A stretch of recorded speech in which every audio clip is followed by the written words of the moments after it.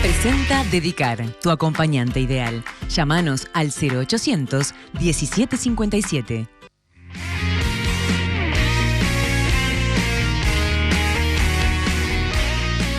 Viejos, intensos.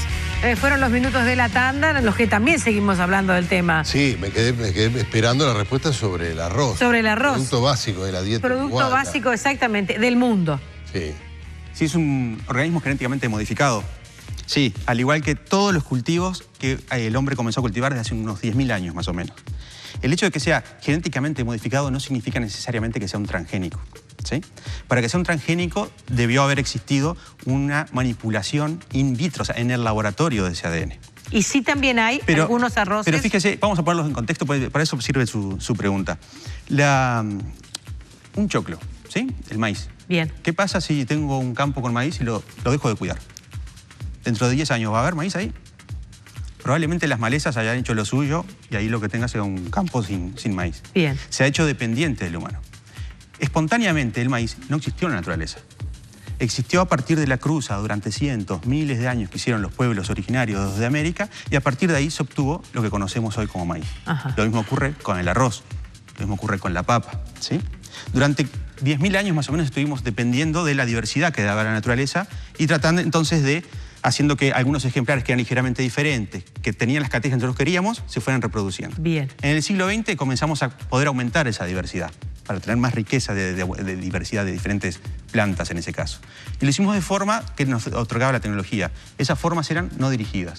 Por ejemplo, poniendo una fuente de radiación, por ejemplo, poniendo un agente químico, ¿sí?, que aleatoriamente, al azar, modificara el genoma y bueno, y después ver si nos convenía o no, para el punto de vista productivo, ese organismo que obteníamos. A partir de la década del 80, ¿sí?, en Europa un grupo lo que descubre es que era posible transferir un segmento de ADN, un gen de un cierto organismo a plantas, ¿sí? Y ahí fue que se hizo el primer transgénico, en el año 1983.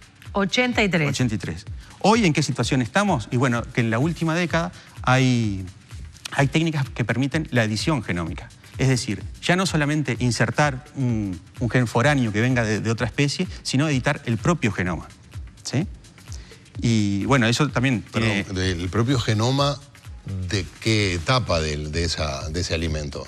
Es decir, del ya genéticamente modificado. Es decir, sin introducirle... Claro. Al propio genoma, sin insertarle un gen de otro organismo, modificarle ya genes que tenga ese organismo. Claro, por ejemplo, disminuirle... Genéticamente modificado, pero no transgénico, digamos. Transgénico, lo que quiero que quede claro es que es un escalón dentro de la escalera tecnológica que está llevando a cabo la humanidad desde hace 10.000 años. Acelerada enormemente, en forma exponencial, en el último siglo.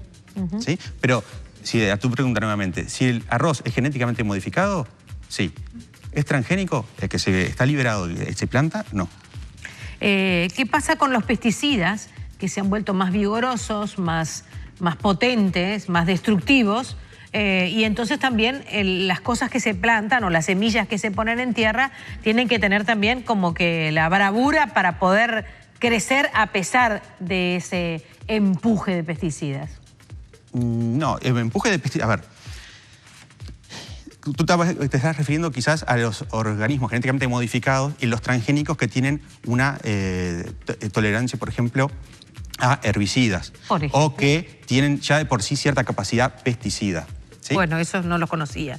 Solo me quedo con la albahaca que sé que espanta los piojitos. El uso de organismos transgénicos que son, por ejemplo, de la tecnología BT, que es esta que no requiere que se le asperge el pesticida BT, que ya lo tiene incorporado en la propia planta, ha hecho que disminuya la cantidad de pesticidas que se usan en los cultivos. ¿Sí?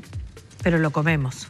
Lo comemos, pero ¿sabes de dónde surge esto? Si hay tiempo lo puedo explicar. BT surge de una bacteria que se llama Bacillus thuringiensis, que durante parte de su ciclo vital genera una proteína. Esa proteína mata la larva de ciertos insectos. Y allá por Japón, cuando estaban, no me acuerdo qué siglo era, si 19, 20, la cuestión es que lo que hacían era cultivar esa bacteria, ¿sí?, en una especie de caldos, de líquidos. Y se generaba una especie de polvillo. En ese polvillo estaban las toxinas. Y esas toxinas eran asperjadas sobre los cultivares. Actualmente usted puede ir ahora a una agroveterinaria y comprar el pesticida BT. En la década, finales de los 80, principios de los 90, se dieron cuenta que, así como ahora existía la tecnología de transgénicos, podían transferir desde la bacteria que producía esa proteína, ese gen hacia la planta. entonces que la planta comenzará a producir. Tú me decís, si te comes el pesticida, seguramente comas mucho menos cantidad en el transgénico que en el alimento no transgénico. Bien. Porque de la otra forma había que poner francamente un exceso para que algo de la proteína quedara sobre la planta, frente al sol, frente a la lluvia. ¿Sí? En este caso está en la propia planta. Y esa proteína para nosotros es como una proteína más de la planta. La digerimos igual. Porque es muy específica por el insecto. Ni siquiera en algunas personas con algunas patologías especiales a la sensibilidad. Bueno, somos 6.000 millones de alérgica. personas. Siempre puede aparecer alguna enfermedad rara, pero no está escrito hasta el momento que pasará. Claro. Fabiana, en el nuevo decreto o en la legislación vigente en materia de rotulado, aparece lo que tiene que ver con la posibilidad de que haya pesticidas o agroquímicos presentes en los alimentos. No en este decreto, pero efectivamente el Servicio de Regulación Alimentaria de la Intendencia hace un monitoreo de los residuos de plaguicidas en los alimentos, en los vegetales.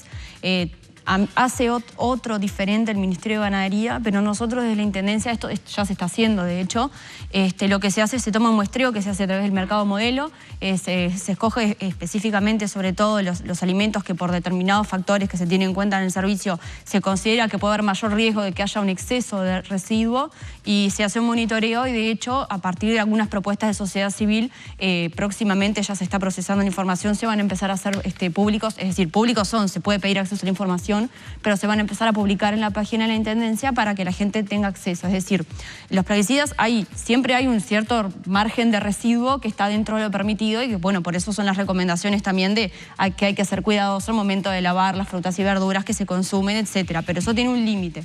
Entonces, lo que se hace es evaluar si los residuos que tienen estos alimentos están dentro del límite permitido o si no lo están y efectivamente eso se va corroborando y se va monitoreando y el plan es publicarlo aproximadamente cada 4 meses.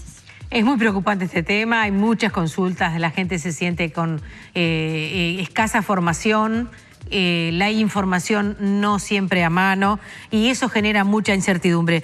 Vamos a tratar de seguir otro día profundizando en este tema. Alguien dice, ¿quién controla las avícolas? No se pueden comer los pollos porque de los 3 kilos que pesan, 1 es de hormonas. Y otro es de agua. Por lo menos cuando compras pollo congelado te queda una palomita de... Hay influencias por transgénicos en la miel. ¿Cómo le informamos a las abejas que determinada flor es transgénica? Y en ese caso su materia prima contiene, a su vez, está hablando de la miel, contaminación transgénica. De ese tenor y de otros similares hay muchos mensajes, pero tenemos que dejar por acá. Les agradecemos su presencia. Le agradecemos la oportunidad de poder ayudar a informar. Yo lo que quedé es con más preguntas que certezas, pero... El decreto está en la Junta, todavía no ha salido... El decreto está en la Junta, salió el lunes el envío de la Intendencia a la Junta y ni bien se emita, que va a ser seguramente en las próximas semanas, también va a salir aprobado, ya fuera de acuerdo para que se hace con mayor celeridad de la Intendencia la resolución que modifica la etiqueta, que no lo van a ver en el decreto de la Junta, sino en la resolución interna. Y seguramente es un tema que seguiremos trabajando porque, bueno, también sabemos que hay muchos intereses en juego, pero nosotros apostamos sobre todo a la información de la población de lo que está consumiendo, más en estos tiempos donde los alimentos son un tema tan delicado. Marcel Bentancor, docente asistente del Laboratorio de Biología Molecular Vegetal y de la Facultad de Ciencias de la UDELAR, súper gracias. Gracias a ustedes. Hasta la vuelta. Fabiana Goyeneche, directora de Desarrollo Social de la Intendencia, también esperamos contar nuevamente con su presencia en otro programa. Ahora los invitamos a cerrar este programa con un móvil de nuestra compañera Lorena Bomio. Nos dicen que está en el marco de una situación que significa la ocupación de la Facultad de Psicología, pero ella es la que sabe. Bueno, en realidad es un paro activo, así lo han definido los estudiantes en asamblea y que tiene que ver con reclamo de mayores cupos para que más jóvenes tengan la posibilidad de estudiar, no solo en esta facultad de la Universidad de la República, sino en todas las facultades. De todas maneras, la asamblea y el trabajo que se está haciendo es aquí en Facultad de Psicología. Para quienes vayan circulando por acá, les cuento que Tristán Narvaja está cerrado entre Avenida Uruguay y Paysandú.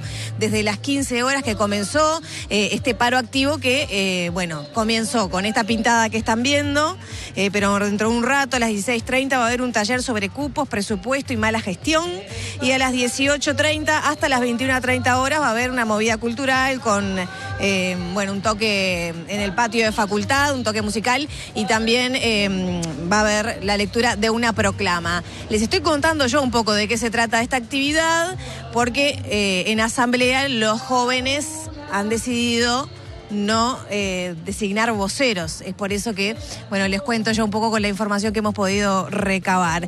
Concretamente, el objetivo de este paro activo, bueno, tiene que ver con denunciar la situación actual en relación a los cupos, correlacionada con las dificultades respecto al manejo de recursos humanos y de infraestructura, que según los estudiantes constituye una problemática que se reitera en mayor o menor medida en todas las facultades de la Universidad de la República. Esta movida entonces es aquí en Facultad de Psicología y va a durar entonces hasta horas de la noche con este paro activo en reclamo de más cupos para que puedan estudiar, que se respeten 3 turnos y que también la correlación con los recursos humanos, docentes y funcionarios, bueno, faciliten la posibilidad de estudiar de los jóvenes uruguayos. Con esta información me despido. Hasta mañana. Hasta mañana, Lorena. Nosotros Gracias, también Lorena. tenemos el tiempo Mañana de temprano tiene que despedirnos. estar de vuelta. ¿Va a ir de vuelta a la Rural del Prado? No, supongo que no, a las 7 Usted va a estar todas las mañanas transmitiendo desde ahí. Toda la semana, sí. O sea que cualquier persona Nunca que vi quiera de ir a cerca saludarlo. tantas vacas y toros como en esta mañana de hoy. Estaba lleno de... Es precioso ese trabajo. Yo lo he hecho también en ocasiones. Sí. De llevar el estudio de la radio. La verdad que se pasa muy lindo. Sí. Y no hay taladros ahí. No hay taladros, No, se trabaja con No, extrema pero además comodidad. Hay comida autóctona, digamos, de dulces, paellas, cosas fantásticas. Oh, paella no es comida autóctona. Bueno, pero- Usted vive en Uruguay, Y Sotelo. bueno, pero, amiga, llega. Tiempo de despedirnos, amigos. Nos vemos mañana. Hasta mañana. Hasta mañana. Chao, Muchas chao. gracias a los invitados.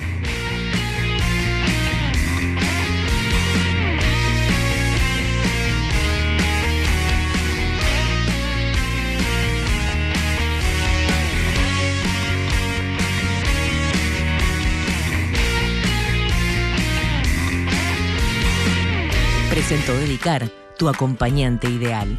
Consulta nuestros planes súper convenientes.